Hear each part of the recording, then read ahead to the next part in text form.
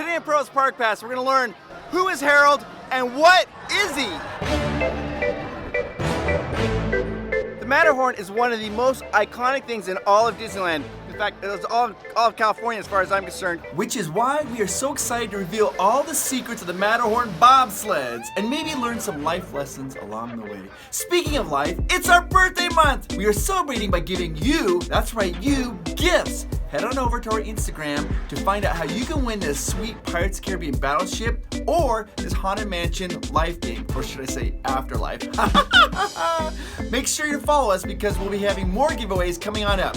And now Disney Pros, time to take our Secrets Revealed series to new heights on the Matterhorn. The Matterhorn was part of the first major expansion of Disneyland Park since its opening debut of 1955. The Matterhorn debuted June 14, 1957, along with the monorail and the submarine voyage. This structure is built to 1/100th of a scale of the true Matterhorn in Switzerland. It's 147 feet tall. The one in Switzerland is 14,700 feet tall, making it the largest, tallest, highest point in all of Disneyland. The Matterhorn was inspired by the movie The Third Man on the Mountain, which was filmed on the Matterhorn in Switzerland. Walt was working on that project, and while he was working on that project, he grabbed a postcard of the Matterhorn because he thought it was so beautiful and sent it back to Imagineer Vic Green with this message: Vic, build this, Walt. How would that be? You get a postcard from your boss saying, hey, build a mountain. Okay, Disneyland is the only Disney park that has a themed Matterhorn ride.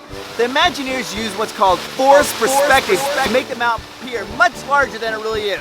One of the ways they do that is through the shrubbery. They make the trees shorter the higher they go up on the mountain, making the mountain appear much larger than it really is. The flora and fauna that's all around the Matterhorn is flowers that are native to Switzerland. And the rocks, well, the rocks are made from cement.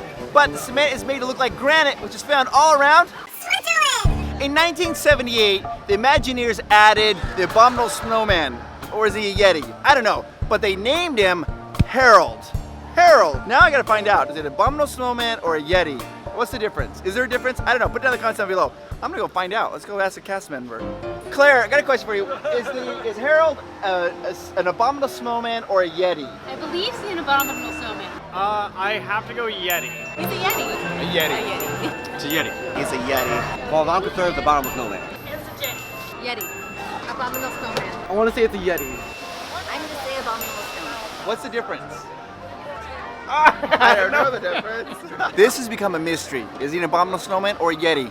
A mystery indeed. But is there more to Harold's identity than meets the eye? According to ancient mythological texts deciphered via Dr. G.O. Ogle Translate, the primordial Sasquatchian guardians of the mountains go by many names depending on their geography. The keeper of Mount Everest in the Himalayas is known as the Yeti, the watchman over Hollywood Hills named by locals as the Selleck, leaving the sentinel of the Matterhorn in the Alps as the Abominable Snowman. Ergo, despite popular belief, Harold is indeed an Abominable Snowman. His cousin, the Yeti, resides in Orlando on Expedition Everest.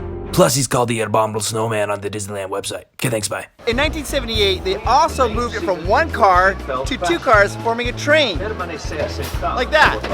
From 1978 to 2015, Harold did not move. They used a strobe effect to make it look like he was moving, but he did not move at all.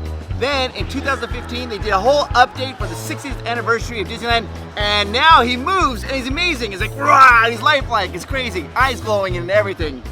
Harold, the Matterhorn is right across the road from the Edelweiss Snacks. You know, where they sell chimichangas. Do chimichangas come from Switzerland? No. Seems like they would. Just to the left of the entrance, underneath the monorail, you find this nice little area of seclusion. Has some benches where you can sit down.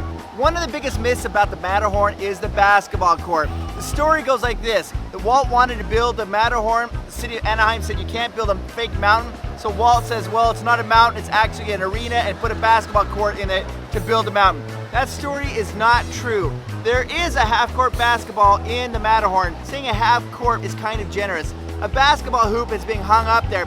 It's for the climbers and cast members when they're on break, where they have nowhere to go, just to shoot a little bit of hoops and kind of relax. On January 9th, 2012, the Matterhorn was closed for 6 months to receive one of its biggest facelifts.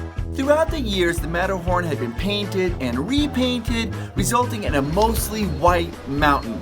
This refurb was to give the Matterhorn a more realistic appearance, such as putting more snow on the northern side than on the southern side. It also eliminates snow at the rocky base of the mountain. The snow received an upgrade as well.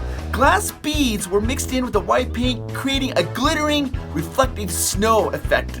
Woo! It looks gorgeous. Remember the splashdown portion of the ride? I mean, of course you do, because it's the best part of the ride, right? Well, that serves multiple purposes. 1, it slows down the sleds. 2, it cools the brake pads. And 3, it's just super really fun. Woohoo! Sometimes when you ride that ride, it's a splash Matterhorn, but today it wasn't too bad. Thank goodness.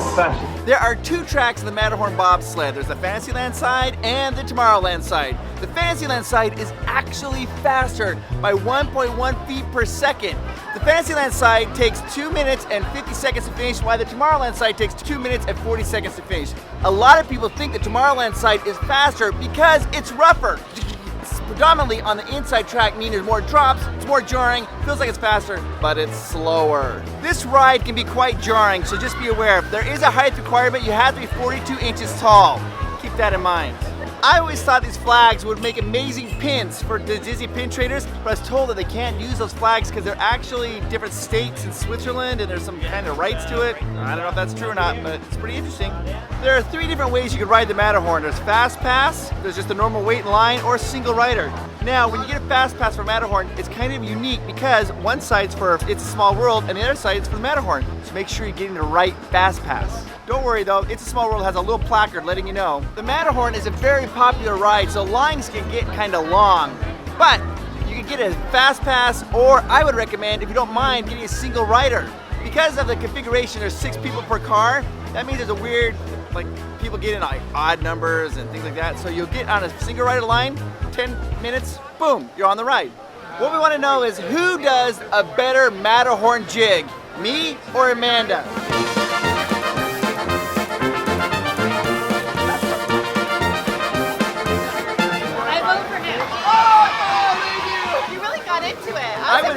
I was committed. I wanted to win that. The ride used to have lap riders, but they did a refurbishment in 2012, making it a single person seat. What does that mean? I don't know. That. All right, so we're in the single rider ride, about to do the Tomorrowland side of Matterhorn. Now this ride is super fun. I like the Tomorrowland side better because it's a little bit shorter, but there's a part where the tracks cross, and when the tracks cross, it like drops down, and every time it does, I'm like, I'm gonna die, but I don't die, but I always feel like my stomach's like, ooh, here we go. I go to Disneyland so much that when I get an airplane, I actually check my seatbelt for a yellow strap.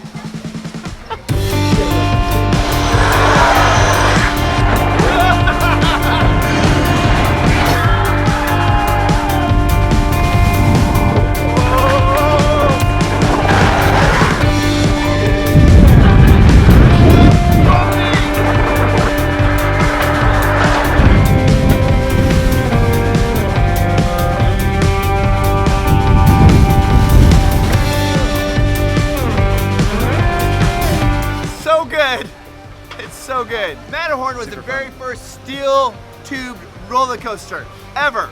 I tell you what, that ride is so fun. It's like, at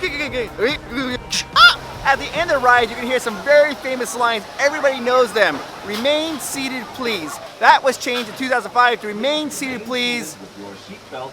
Was your seatbelt fastened? Then they say it in Spanish, and I'm going to try to say that. I wish I spoke Spanish.